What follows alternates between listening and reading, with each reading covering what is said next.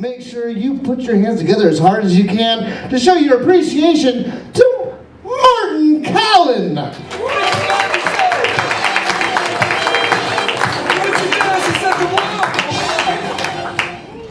I mean, if I have to.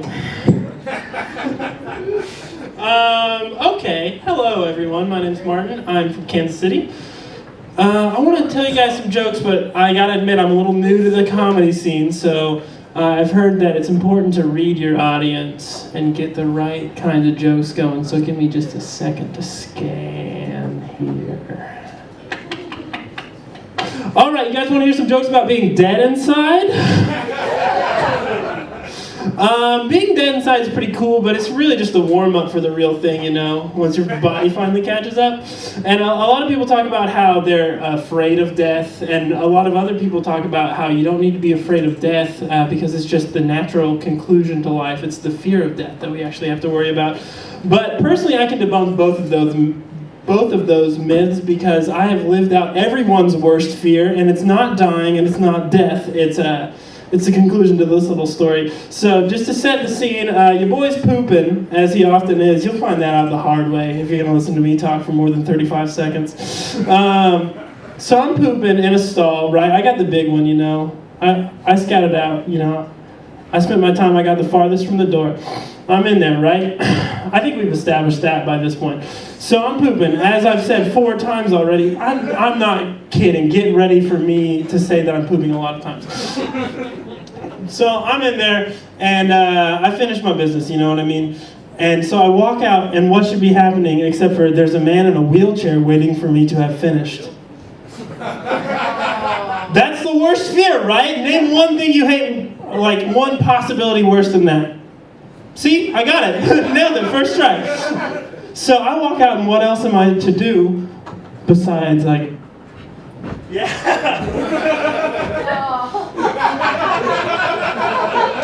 I spent the next 4 years in prison.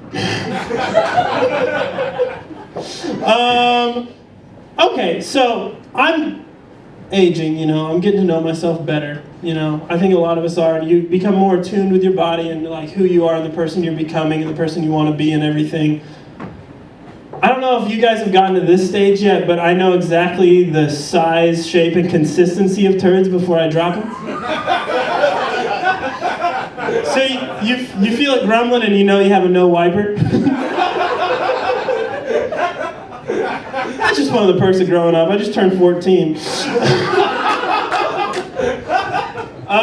Okay, so we got an intimate enough crowd here tonight, I think. So I scanned and found out we're all dead inside, so we have that in common. Another technique besides catering your jokes to your crowd that I've heard about is to write what you know. So here's some jokes about Arby's bathrooms. I have never once been in an Arby's bathroom and not been 100% confident that I was the smartest person in that Arby's bathroom. And I've been in a number. There's also a bathroom I'd like to talk about. It's the bathroom at Billiards in Springfield, Missouri. Because, I don't know if you've heard this about me or not, but I shit a lot. I've been in there a few times tonight, and about 18% of your patrons here wash their hands. And it's been me each of the 6 times. So my sample size is a little small, but my hands are clean, so ignore the bad data. How was everybody's Christmas? All right. My Christmas was okay. I got in a fight with my dog. So that was the worst part of it. I was sitting on my couch cracking some pecans with a nutcracker because I'm seasonal and I love to waste my fucking time. So I'm cracking pecan after pecan. And my dog's sitting in front of me, and he's, you know how dogs are, they sit there and they want to eat pecans. So eventually, Magoo breaks me down. And I'm overcome with the holiday spirit. And I say, okay, Magoo, here's a pecan. I toss it to him. He happily eats it. This week, I realize, Magoo, you didn't get me a Christmas present. Later in this same week, I'm reading on, and I forget, I can't remember if it was a dog blog or a nut blog. You know how millennials are with our blogs. That pecans are poisonous to dogs. And I think to myself, serves you right, Magoo, now doesn't it?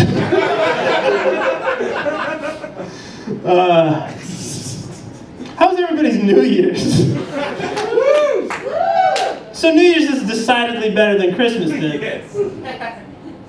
That's factually incorrect, but I guess I'll roll with it. We got a pro New Year's crowd here tonight. This New Year's, I went to a party, all boys, baby.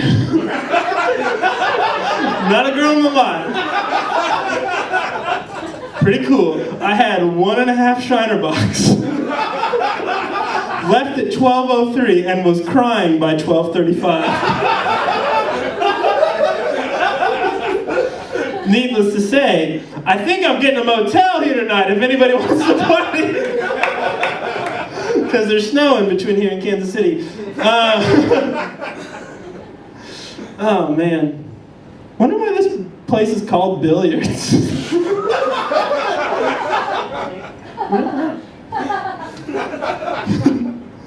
Okay, so who here likes impressions?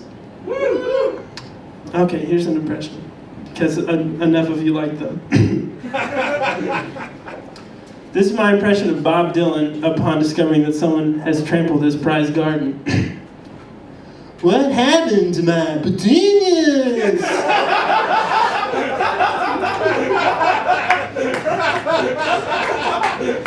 That's impressions. Okay, I guess I could say I have a lot of first-hand experience with sex. First-hand, then mouth. How it normally goes. But I mean, like, when it comes down to it, really I am, I think, maybe the best in the world at it. I mean, I'm just trying to be objective here. I mean, look at the statistics sheet. Only 50% of the people I've slept with have given me chlamydia, so. And then you dive down deeper into the stats, right? You know, you find out that I have knowledge of every position. I know hamburger style, hot dog style, regular BJs, neener jobs, over the jeans BJs. You know, I'm good at it. I might not have the clean bill of health to back that statement up, but again, check the records. Here's another impression. This is a guy who hates blowjobs.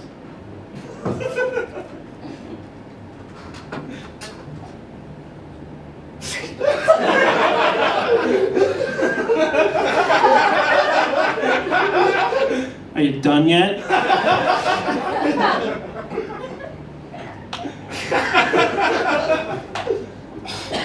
Oh great, now my dick's all wet! What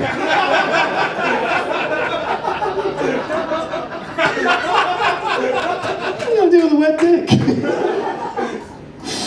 Okay, so this is going to be hard for everyone to believe given how good I am at sex, but I think we've proven this. There's a lot of things I feel like we've established together tonight. I want to thank you guys for that opportunity. But so I'm really good at sex, as I've established, but I have a weird dick. Like, weird. Ask me how weird my dick is. How weird is your dick? Which one? My dick's a choose-your-own-adventure novel in that you get to pick your own ending. If you were to, and just to give you a rough idea here, if you were to make yourself spaghetti, after you've boiled it, take it all out of the pot, do not put a glove on, burn your hand to shit. Right? Pick up that spaghetti, dip it in black printer ink, hook it up against the wall. That's the silhouette of my penis. Precisely. Any given pot of spaghetti, it'll be 100% accurate. No, but women don't really normally complain about my weird dick, but there's just one problem, is that it's too sharp to put a condom over it. I gotta get that thing dulled. That is, of course, a joke because I got sex education in Missouri, so I have no idea what a condom is. No, the first time I used a condom, I just tied it around the base of my penis. I don't know if you guys know this about me or not, but I got chlamydia.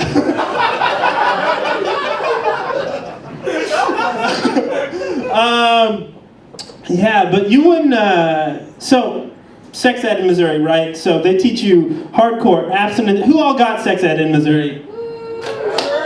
Sure. This guy had first-hand sex ed in Missouri, so he doesn't know if he technically counts for this joke, but guess what? You do. So sex ed was abstinence only, right? So they don't tell you about condoms or birth control or like BJs or anything. They just say, do not let anyone touch your penis. And I was like, you got it. I don't know, you wouldn't know this about me unless you talked to or looked at me, but I play a lot of Dungeons and Dragons. A whole goddamn lot. So in high school, basically what I decided was that not only am I going to do abstinence only by not having sex, but I'll start playing D&D to really drive home the point that I will never get laid. Anybody here know how to juggle? Oh, hell yeah, this is perfect. I learned how to juggle so that I could be, there's a couple reasons. One of them is that so I could be the best at something in any given room, and right now you guys all look like such fucking morons not knowing how to juggle. Jesus Christ, you're embarrassing yourselves. I could hand any one of you 3 things and you wouldn't know what to do. But so I learned how to juggle, best in the room at anything. 2, to be my dad at something. And 3, to prove the bullies right about me. I think that I did a pretty effective job at that. Okay, I'll leave you guys with this.